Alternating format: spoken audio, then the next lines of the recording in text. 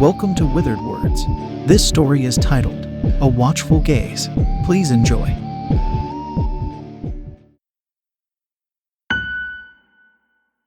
It isn't fair. I came here to be alone. The only thing that drove me here was a hope for solitude. But that beastly thing refuses to stop hounding me. I imagine it has had a lack of minds to tear open for a rather long time. It must have enjoyed this. I can endure this torment no longer.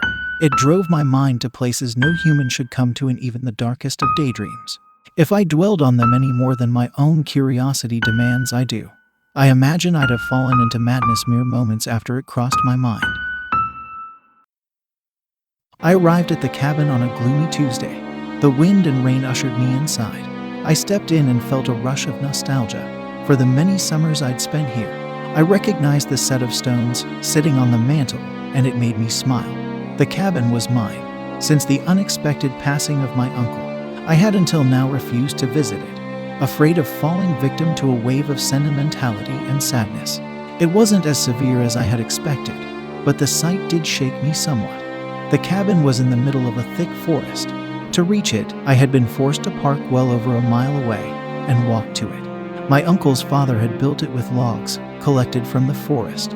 By now the wood was old, the structure less than a decade from falling into decay. Small patches of moss and vines dotted the walls. Its age showed in a charming way. Inside, there was a feeling of homeliness. It was rather cluttered. My uncle was never a particularly tidy man. As he aged, his home and his cabin had both fallen into a state of disarray. I could not be bothered to start cleaning on the day of my arrival. I felt a peace that had for years been absent, both at my home and even the farthest reaches of the city in which I had the good fortune to reside. But then, in the dark heart of the forest, it seemed I had at last found a place of peace. But even then, there was a level of unease. At first, I assumed that it was merely the disquieting feeling of occupying a place so steeped with the memories of a dead man. From the family photos pushed to the back of the mantel to the toy house he had bought me on one of my many visits as a child. The entire cabin was so full of life as to lay a covering of mist across my eyes. My muscles ached, and after almost an hour of inactivity, I nearly fell asleep. I was grateful for the thunderstorm that began outside, rousing me. I stumbled to the nearest bedroom. I tore the blankets off the bed, shaking off as much of the dust as I could. My exhaustion outweighed my concern, and I lay down. The unease intensified a little, and I felt a draw to the window. I walked over to it and looked out. I could see nothing but trees and a few stars above. I pulled the curtain along the window and returned to bed. Despite my growing apprehension, I slept well. The sunrise the following morning was aggressive and unwelcome. The curtains did little to keep it out of my eyes. It forced me awake. Waking up there was jarring. I still expected to be at my apartment. The day before, the overwhelming feeling of solitude was at first so clear. I expected to avoid this issue entirely. This morning, however, that feeling had left me. I sat up and turned towards the door. I think it was then that its ghastly arms took me. A violent shiver passed through me, and I felt that there was something behind me. I knew with absolute certainty. Someone or something was watching me. I turned my head to look out the window. There was nothing new there. I could see nothing to explain my unshaken certainty that something was there. I left the room with haste and resolved to sleep in a different room come dusk. I spent most of the day cleaning. I found the chaos distasteful. I ate a feast of unrelated ingredients I found in an ice chest in the pantry. Cheese, bread, fruit, cold cuts and crackers. It was nice enough. I should have made a sandwich of it. However, my impatience got the better of me. I saw no need for lunch and ate something similar as supper. The rest of the day I dedicated to tidying the cabin so that I would be able to feel comfortable the next day. I took a lengthy break to look through the old book collection in my uncle's study. Classics such as 1984 and a particularly ripped and disheveled copy of Dracula. Its state was rather fitting and suited the book well. I found a few others, but nothing that was of particular interest to me at the time. I eventually settled down in a soft blue armchair in the corner of the study. I reached for the copy of Frankenstein, still left on the desk from my last visit. I had started it, but I didn't remember much about it. I spent most of the evening reading it, finishing only a chapter. I enjoyed it, not my usual interest but very good. As dusk approached, I decided to go to sleep. I was not tired, but it was late. I picked out a different bedroom. It had a window into the forest, and my unease was still there. I didn't sleep soundly, and though I did not feel watched as I drifted off, I did not feel alone. That did not last the night. When I woke, it was still dark, and the feeling of eyes following me had reappeared. I approached the window and looked out. Not so much as a sparrow, leaves rustling gently in the wind, but nothing more. I left the room in a hurry, hoping to fall asleep in another of the many bedrooms. As I walked out and closed the door, I felt the gaze lift. My respite was not to last though. When I entered another room, it returned. It was clear to me then that the source of my growing dread was the window, or perhaps something outside it. I backed away and slammed the door. Wandering into the living room, I threw myself onto the couch. I spent most of the night there, with only a few short bursts of sleep. When I awoke, the feeling had found me once again. I looked around, and I could feel the eyes had returned. The kitchen was, of course, open to the main room. The centerpiece of the kitchen was a massive window along its entire length. No curtains. As I approached it, the feeling soared to new heights, or perhaps fell to new depths.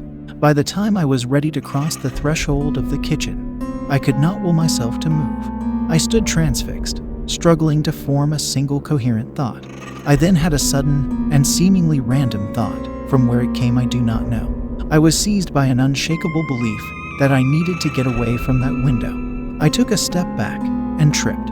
I landed gracelessly and crawled backwards away from the window. I clambered to my feet and ran to the couch, taking refuge behind it. I waited there for at least a few minutes before the panic subsided and I was left feeling extremely foolish. I peered out over the couch and felt justified again. Something was watching me from outside the windows. There was some unknown thing hiding in the depths of the forest, and it had come to see me. When it passed, it was easy to dismiss, but when I could feel its eyes upon me, I knew that such a feeling could be nothing else.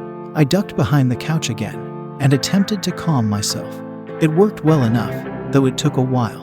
I then began to think and wonder what to do next. The plan I arrived at was simple enough. I would cover the window with one of the many blankets on the couch. I waited for what may have been hours, in hopes that when I sprung into action, whatever horror lurked in those dark woods may have moved on. When I finally looked out over the couch, I saw that my hope had been realized. I felt nothing save the fear that horrid feeling had already inflicted. I grabbed a blanket and ran to the kitchen window. I covered it as best I could, and then realized my error. I sprinted over to one of the many storage rooms and flung it into disarray. I found it though, the box of tools and materials for maintaining the cabin when necessary. I took the hammer, along with many nails. I returned to the kitchen and repositioned the blanket. I carefully drove the nail through it and drove it into the wall. The process was repeated the other end of the kitchen and at a few points in between. After that, I ran through the various rooms of the cabin, repeating the process until all the windows were covered. I imagine I looked quite mad, and I felt bad for causing any damage to a place my uncle had worked so hard to keep nearly flawless in structure. By the time I had finished, sunset was approaching fast. I made a quick dinner and inhaled it. I realized then that I hadn't had a single thing to eat that day. I sat down and went through several small containers of yogurt and an entire box of crackers. My hunger began to subside, and I was growing tired. I checked over all the windows and went to sleep. Even as I looked around the room and saw that no one was there, I could not rid myself of the feeling that something else was in the room with me. I didn't sleep much, but I was out in time for the sun to wake me the next morning. It was the feeling that woke me up, the cursed eyes of the forest. The blanket had fallen. One of the nails had fallen out of the wall, and the blanket had torn through the others. It shouldn't have been possible, not without some outside force to aid it. I leapt out of bed and out into the hall. I ran through all the bedrooms, glancing into each. The blankets had fallen from each window. I dashed to the kitchen window and knew what I'd find. My panic at the revelation at what had happened in the night had distracted me from the eyes, but as I backed away it hit me once more. I took refuge behind the couch again, scheming and considering my course of action. The car was miles away. I was sure I wouldn't reach it if there was truly some hateful force outside. Then a thought occurred to me. Perhaps I should go outside. I might get the chance to confront whatever foul thing was lurking out in the woods, or at least get a glimpse of it. So I crawled on my stomach to the door and got to my feet out of view of the window. I opened the door with more caution than was perhaps justified. I peered out and saw nothing but trees. I got up and stepped out. After another quick look around, I took a step into the open. The feeling returned, hitting me like a vast wave. I had a nearly uncontrollable urge to flee back to the shelter of the cabin walls. I was able to resist it and took another step forward. I looked around again, searching for those eyes I knew must surely be somewhere. I walked up to the trees and began to circle the clearing in which the cabin sat. As I neared the patch of trees opposite the kitchen window, the feeling grew further. I felt a desperate urge to flee, and my legs became as solid and supportive as a porcelain mug beneath a hammer. I stared into the forest and saw nothing. It must then be deeper in the forest, cloaked by the trees. With that in mind, I pushed aside a few branches and stepped into the trees. The feeling grew further, and by the time I was only 2 steps into the forest, I was shaking violently. 2 more steps, and I saw it, half hidden in the trees, inhuman and grotesque. It was wrong in every way possible. And a few more. It had the eyes of a person, but more so, a gruesome mockery of the world, as I understood it.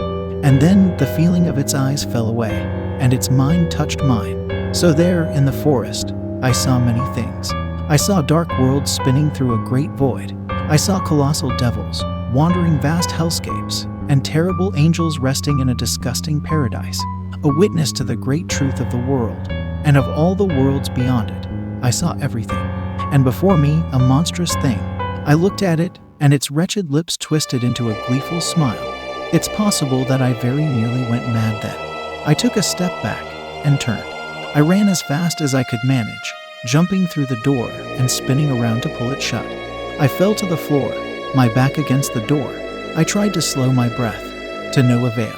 I thought then that I heard a sound, the crack of a twig, then what must have been soft footsteps. I reached up and slid the deadbolt into place. The footsteps grew a little louder, and this time I did not even consider that they were imagined. I held my breath and waited. Silence, absolute and brutal. And then 3 quick raps on the door. I felt a desperate urge to get away from the door, and I began to crawl away. I sheltered once more behind the couch, shaking and on the edge of tears. I think I must have stayed there for well over an hour. As I waited, a feeling of loneliness consumed me. I was not alone, or at least I'm convinced I was not. I was unsure of what to do, so I waited as long as I could before doing anything. I filled my mind with everything I could think of, trying to keep from thinking about what it had shown me. It was a struggle, and I only partially succeeded. It was like a catchy melody, worming its way into my mind. By the time I felt confident enough to move, the shadows of sunset were creeping across the floor. I peered around the edge of the couch and out the window. Getting up, I walked towards it cautiously. I then came to a conclusion. Come morning, I would put boards over each window. That night was not a pleasant one. The few hours of sleep I got were in sporadic bursts, lying behind the protective cover of the couch. The carpet helped a little at least. I awoke the next morning with my neck in pain. I sat up, and the terrors of the previous night re-established themselves in the forefront of my mind. I crawled along the floor to the storage room and grabbed a stack of wood planks. Picking a nearby bedroom, I got to work. I ignored the feeling as best I could and set about covering the entire window with the planks. It didn't take too long. I was finished at around noon and sat down in the kitchen. I ate a small meal, though it wasn't very appetizing. The rest of the day was spent in silence, trying to fight off horrid thoughts of what I had seen the day before. I was mostly successful, but a few unwanted feelings and thoughts plagued me nonetheless. I was sure that it could still see me, but I convinced myself that it didn't matter. It couldn't reach me. As dusk approached, I picked a bed and tried to fall asleep. It took me hours to drift off, though I could fight off the thoughts planted in my mind by that devil in the woods when I was awake. In my sleep, I was powerless to resist them. If I had to pinpoint where my descent into the horrid state I'm in now began, that night would likely be the best choice. I saw some of it again, and many new things. I remember little of it, just the emotions that came with it. Fear, pain, insignificance, being trapped. sorrow. I was woken violently. There was an ear-splitting crash. I nearly fell off the bed, looking around in panic. The boards on the window had been thrown across the room, nails torn from the walls. And there in the window, that horrid devil. Hands on the inside of the window frame. It watched me, a twisted grin stretching across its face. I could not bear to face it. I turned my back to it as I ran to the door and unlocked it. I fell through it as it swung open, falling into the hallway.